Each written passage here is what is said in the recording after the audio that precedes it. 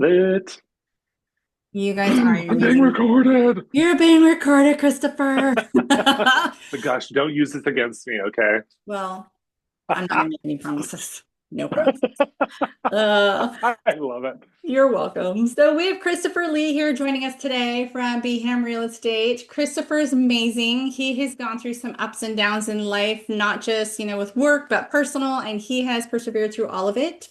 Definitely uses the grit and the vision on the other side to get him through and his amazing personality and his whole wit. So, Christopher, tell me a little bit about going through some of these tough times, the vision that you had on the outside, and what you told yourself to get yourself through these times. Oh wow, that's a lot. Yeah, just take Well, one step at a it's time.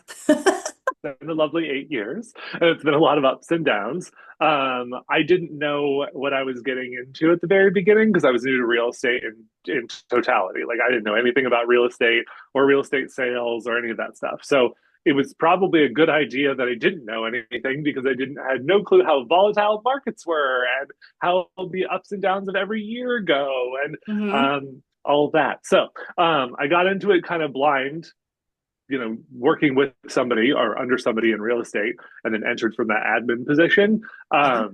and just kind of started self teaching because there is no one that teaches you how to do that background or admin side of real estate, right? You're Oh, either an no. agent or you're not. And if you're not, well, you're just in this gray pool to the side. And not all agents are great teachers. So they kind of hand you the basics as mine did and said, hi, here are the 5 hit points you need to know about how to get through a deal. The rest is on you. And And hope to so God you still have your license at the end of it. yes. So I spent the first year just kind of learning, listening to every conversation, every interaction of any kind, watching all the emails, all the requests, all the things. Hmm. And then after about a year, I decided to get licensed. So I jumped a step forward and then just continued listening and hammering. And, one of the best things that I did as a person learning in the industry was the person you're working with, this kind of top producer, if you will, Uh-huh. you need to be in the same office with them, right next to them, and listening to every single thing that happens all day long and watching every single thing because it's like you're just going to be a giant sponge. You're going to take it all in and you're going to learn over time. It's a bit of a rinse and repeat with some changes every time, but that's the best way to learn is just kind of taking it all in and being bombarded. Yeah. Um, and Yep. then from there, you start to see, things. Sometimes things are the same every year. Sometimes things change and change drastically, depending on if there's, a national or global crisis on hand or not. Uh, so, Recession, um, COVID, who knows? all these lovely things. And so yeah, you have to like just keep muddling through. And I think the one of the things that we talk about around the office that I kind of coined was the only way is forward. The Yeah, only it's option true. you have is to keep walking. So it doesn't matter where you're at, up, down, sideways, whatever. Your only option is forward, and your only outcome is success, whatever that might mean in that moment. Absolutely. I There, agree so 100%. 100%. that helped a lot. I think what that was spawned from is I was 30 when I got into the business, and I had already changed jobs a bunch of times, tried all these different things. Nothing stuck. I was mistreated at different jobs. And so my sentiment to Leo at that point was this has to work. This is my last ditch effort to throw everything in the air, change my life, change my career path if there is even one to change. This has to work. There is no other option. So here we are. So you jumped in both feet 100%. What do you think the Yeah. difference was in doing that versus your previous jobs? Do you think you were in 100% or found that that niche in your previous jobs just didn't click with you? Good question. Thank you. I think after I was always a shining star in jobs, right? I have a crazy work ethic that came from my parents, and I've always tried really hard. I'm an A+ student. There is, that's the goal. Like I didn't have an issue with being driven and doing well. That was kind of the guarantee that was going to come every time I entered any role of any kind. Hmm. Always got promotions, always top of the pay scale, yada yada yada. Yeah. Problem is that every time you reached a point in which your work output was way more than it should be. The goal or the promise was that you would get to the next big promotion or you'd finally make that big money. Yeah. And that never happened. I just kept getting slapped in the face every time. And that happened on repeat. And then that's when I was basically giving up and just saying, okay, this is never going to happen for me. I'm never actually going to make it into this next zone. I'm just, no one's ever going to give this to me, whatever this is, right? Correct. Yeah. Yeah. And so that was actually why I left that very last job at a software company to then come join Leo. I was like, Mhm. well, if this stuff in corporate, normal corporate structure is never going to work for me, they're never actually going to give me that next level, Uh-huh. then I'm going to have to make it for myself. And here's an opportunity in an open ended industry with a person that I think I can trust because I didn't really know him. Um, um, to make that happen, to get to that level, whatever that might look like, and then actually spell out what that looks like and what I want.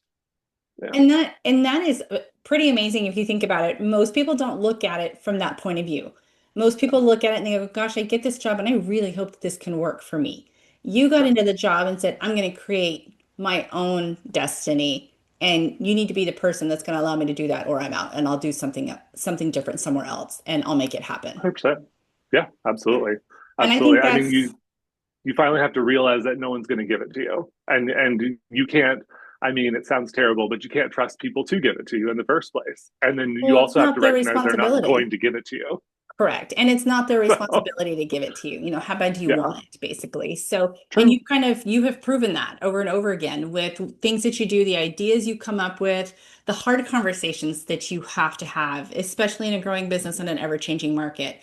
I know that you and Yeah, Tiffany and Leo have sat down and you guys have had some really hard, tough conversations. The nice thing about it, though, is that you're all open to hearing each other, whether your true. perspectives and your point of views is the same or different, that you've had to have some really hard conversations and confident in each other that it's not going to go sideways, basically, Yeah. and that you hear each other out. So, how has that helped you, not just in your position here, but helped you grow overall with, again, that end game of what you want in your life down the road? Sure. You make a really good point. I mean, the people are critical. You have to be able to have grown together in such a way or know each other enough to be able to have those really difficult conversations and truly hear each other, respect each other's opinions, and then find a way to wade through that, especially those really negative conversations, Yeah, in like a neutral way or like a positive way, really. Um, it's that's really hard to find. it Emotions is. get crazy and people get off the rails and they say things they don't mean, and like there's just so much opportunity for it to go awry or to go Hmm. wrong. When you finally find people that you can click with, that you have that standard of like, I trust that you have the best intentions. I trust your opinion of what you think is going on from your perspective, and I know that you're going to attack this in the best way that you can, and then we're all going to do that from each angle, and then we're Correct. hopefully going to arrive at the best conclusion. Correct. Um, is Yeah. yeah, that trust between you, I think is critical.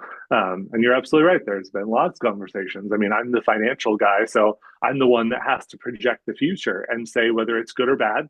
And if it's Hmm. bad, we need to come up with a contingency plan. And Correct. that plan, you have to set your emotions aside, because if you get caught up in the emotions of the situation and what you're actually talking about, you might cry a lot. So you have to set that aside and get down Yes. to the nitty gritty facts and say, okay, well, if the following things happen, or if this occurs, here's what's going to happen in succession. Correct. And the step A, B, C, whatever. Yeah. And it's the things that will come out of your mouth are terrible. They're firing people. They are lessening costs. They are getting rid of things. They're horrible things that nobody wants to talk about. But you have to start spelling that out in those downtimes when that's possibly the future. Yeah. And And then you just all have to be on the same page, yeah, because that's not only how you number one, you take care of the finances, because again, that is your sole job. And then the next is taking care of the agents, but the finances are huge. So you yeah, have to take care of that, whether that means hiring, firing, adjusting, getting rid of apps and programs that you're not using, etc. So you do have to have those hard conversations and you have to be on the same page with everybody in order for you guys to move forward to that next step. yeah, absolutely. Yeah. So tell me, going into the finance part of it, so tell me more about that side of your job.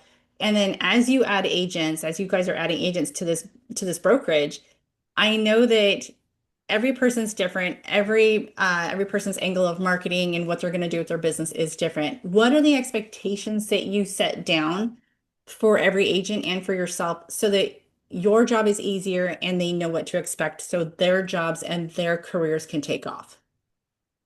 Okay.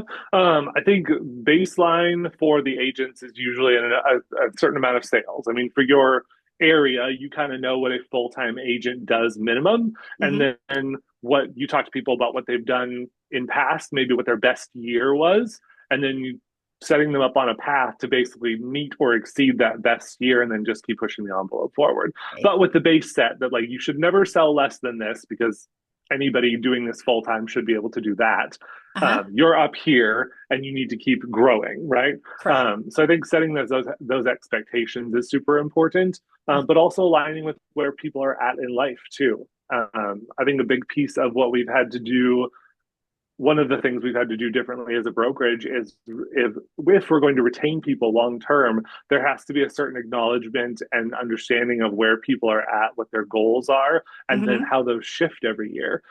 If an Right. agent all of a sudden decides, well, I want to leave for 3 months a year, how do we help with that? How do we help support them or cover them or keep that ball rolling while they're gone? Because the goal again is to retain them long term. Correct. Um, I think oftentimes brokerages, when someone has a shift in goals or life choices, the brokerage has nothing to do with that. They don't even know that it's going to happen, and that Mhm. obviously can lead into or lead towards that person leaving that brokerage in search of something else. So I think just being heavily engaged in what their goals are to help push them forward, and then also create coverage and support in times of need is super important. You don't know unless you ask, right? So we meet with people Exactly. quarterly to discuss that very thing. Here's what you said last year in business planning as to where you needed to be this year or what you wanted to do. And every quarter, here are your numbers. Here's what you've done. Here's where you're at.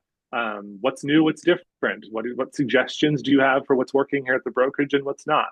What have you seen that we need and that we don't currently have? Um, so you just, I think being fully engaged with the agents is super important. Not as like a Yes. salesy loyalty building thing. I think there is an element of that, but I think even Hmm. more so, it's just the being having that person feel like you're in the seat with them, or at Yeah. least in the seat next to them, and you're on the same ship. Yeah, and it's very true. You're right. I remember when I started doing real estate, I interviewed so many different companies, and the first thing they said was, "Well, when you join, there's your desk and there's your phone." And that was Yeah, it. There was no, "How can I help you? What are your goals? What's your family life?" They didn't care as long as I brought in a paycheck and gave them their percentage. yep. And so for you guys, your culture is amazing because of what you do. Your Mm-hmm. agents stick around because they know that you guys have their backs. They know they're going to be taken care of. For instance, one of your agents left for 3 weeks to go to a different country, and you took care of everything while he was gone, and he didn't have to worry at all while he was gone. And I love the quarterly sit downs that you have with them to go over numbers, goals, and to really just kind of see where's your personal life at? Because things Yeah. change so fast. And so when you get to know those agents, as well as you know your own agents, that culture is phenomenal. And again, doing what you guys do, that just helps grow the business and you work like a well-oiled machine. Yeah. And I think by asking that what they need, that gives you an easy option to continue providing value. You don't have to worry about people leaving unless there's an absence of value. That's So very if you're true. always on top of what they need next and providing that thing, whatever it is, I don't have any concern that they're going to leave because there's no reason to. They're getting everything they need and then some. It's just Um, your shining personality, Christopher. oh, for sure. I am the reason they stick around. That's true. I'm the star. The running joke around the office is that it's the Christopher Lee show and everyone else is supporting cast. So, I'm gonna send you a trophy. I love it. I I deserve am. it. That's right. You're like, it's me. It's all about me. So I will let you go in a minute, but I did want to go ahead and just really touch on the fact that you have this amazing sense of drive, which I love. And even through the years of us doing coaching together, I've always loved the fact that plan A didn't work. Well, I have plan B, it's up and running, and this is what we're doing already because I have my own set of goals, personal and work, and I also have goals for the office and the agents, and we're going to hit all of them. There hasn't ever been one time where you've said, oh, it's just not working, and I think I just need a month off. There, there's never been that time. And I know that there's been times that it has been exceptionally frustrating or like the market changes or COVID hit and things were just up in the air so fast and so quickly. But there was never one time that you said, I'm over it, I'm done. You switched Mhm. gears, you pivoted, and you did what you needed to do. Where do you get that type of drive and that mindset? Oh. I think a lot of it Say your comes from my mother, she'll parents. love you. No. Right. I think a lot of Ah, it comes from my parents. We grew up, poor and they were working, jobs to try and make things come together and working for minimum wage, whatever that looked like. So it just, I think a lot of it is that there was only one option for them, right? They had to make it work every single month, no, without fail. We got yeah. two kids to feed and life is happening. So Yeah. I think a lot of it was growing up around that, and the only thing they did every day was wake up and do it again. There wasn't this kind of side commentary about, well, maybe not today, and maybe I should. None of that. None of that happened. The only option was get up, go to work, do the thing, and try again. And so I think a big part of it is that. I think a big part of it too, as an adult person, has been this kind of innate desire to push the boundaries and prove myself. Uh-huh. Uh, there's just this hook thing that I have, I guess, that I've always wanted to be the best. It feels really good to be the best. See what other people are doing and do it better, or do more of it, or somehow just kind of overcome. Uh-huh. I like being in that seat of that position, I guess, and that seat of power where you are the best in this group that you're in. Hmm. And there's certain things that come with that. I think again, growing up poor and not having a lot, there was always the drive to be successful. Well, the best way to be successful in any setting is to be the best in that sector that you're in, right? And so I think there's a lot of that, just kind of proving and reproving all the time and looking for the next challenge. Um, yes, you have your license. Well, now can you get your managing broker's license? Okay, you've got that. Can you be the designated broker? Okay, you've got that. What do you do next? Like, there's just what's next has always been that kind of question. How much further could you go? Because I've yet to find the cap, right? I've yet to Right. find the end of the talent or the end of the ability. So until I get that or I hit that, I guess that's going to be the question. Well, what's next? Yeah. So education, I know part of you, what's next is because you have to educate yourself on how do I do this so I know the best, the top, everything, and then some about the position or the job that I'm doing. So how big is education, coaching, learning, having the opportunities and the abilities to have things either come to you or you go find them to make sure you have those opportunities to learn more about the positions you're training to do or you want to do. Sure, I think education is your best weapon, especially in real estate. I mean, knowing the only people that do the best are the ones that know the most, right? And Correct. that's not to say that it's not stagnant. I think it's two parts. A, know the most, but also be the most up to date because forms are always changing, rules are always changing. The way you handle situations based on the market is always changing. So you have to constantly be thirsty for more knowledge and more learning and being open to the change that is always going to happen. Mhm. And I think something that you could even start with at a base level is just being curious. Hey, reading every single form that you use, literally reading every single form and fully understanding every paragraph on that form. And then whenever you have a question about something, like, I wonder how this works, or I wonder how that operates, or I wonder why this thing happens, go back to the forms and reread them or follow the trail of forms, from the notice to the response to the follow all of those trails and look through all the materials that have been given to you. I mean, our MLS forms prepared by attorneys, right? And there's so many of them. There's a bunch of them. Well, Yes. there's a core set that we use all the time, and there's another set on top of that that you might use here and there. Mhm. Go know that, don't just know the first set, know the second set, and Correct. go find that yourself. You can't wait for a class to happen or wait for someone to like come bring you whatever. You need to go find that. So read all of your forms, read your contracts fully, and just be really curious. Constantly talk to vendors about stuff. Don't just have the Suroscope done. Ask them what they found. Ask them what they were looking for. Yes. You just got to be curious all the time and constantly wanting to take in more of that knowledge because it's going to come up again and you will have that going forward. Okay. So what kind of fun do you have in your job, your career? Ooh, fun stuff. Fun. So I don't have any hobbies. This career is my hobby because I really enjoy it. I really But love it's what I not all do. So boring, you it's make it have you guys have a good time with it, yes. especially you. So what kind of things do you enjoy while you're at it and what makes what kind of fun do you have with it? Nice. Well, I consider reading contracts fun. So let's just start there. The bar Not for me is everybody would say that. I'm a Just little an bit different, and that's FYI. okay. But I think ultimately I really enjoy the challenges that we're always faced. And what I love about my position or my seat is that I am in the middle of every single deal that goes through the brokerage for all five agents, including my own, right? So I am in the middle of and working with them through every single thing. And so the excitement for me is what new question is going to arise, what new challenge is going to happen that we need to meet and exceed. Um, and or what new kind of flaw or situation is going to come up. It's always something. There's always something in real estate that doesn't You're quite go right. according to plan, and I You're like right. that. I think it's exciting to like solve the puzzle essentially. And so that Yeah. to me is the most exciting thing, is just the constant challenges that get thrown at you from clients and otherwise, that you might not have seen before and have to solve for the first time. Very true. Very true, especially in a changing market.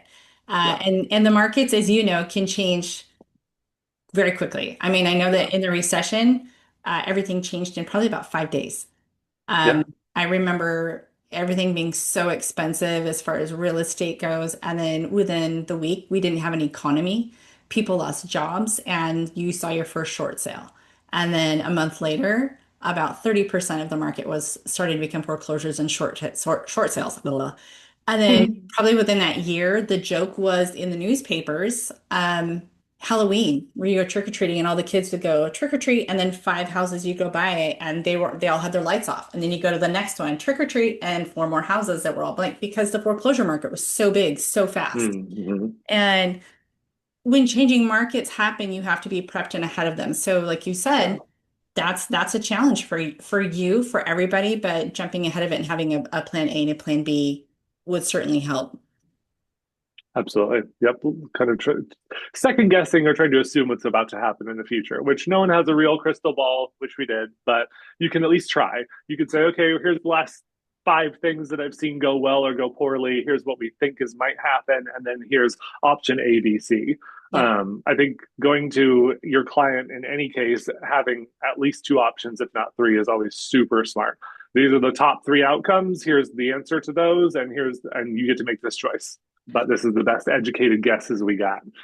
And I love the fact that you give your clients options because I know Yeah. as a client myself, like I've got my house listed back east, but a client myself, call me, tell me what's going on, get me involved, and give me the options to lay out. At least I have everything in front of me to go ahead and make a better decision.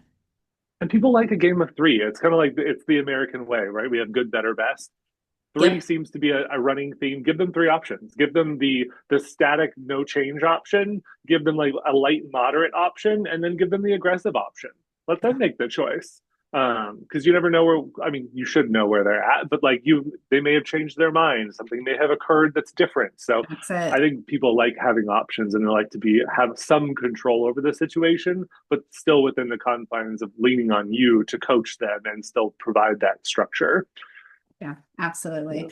Well, Christopher, I won't take up any more of your time. I miss chatting with you. You're amazing, and thank you so much for your time today. I really appreciate it. All of your knowledge and your charisma is amazing. So thank you so much. I appreciate your time.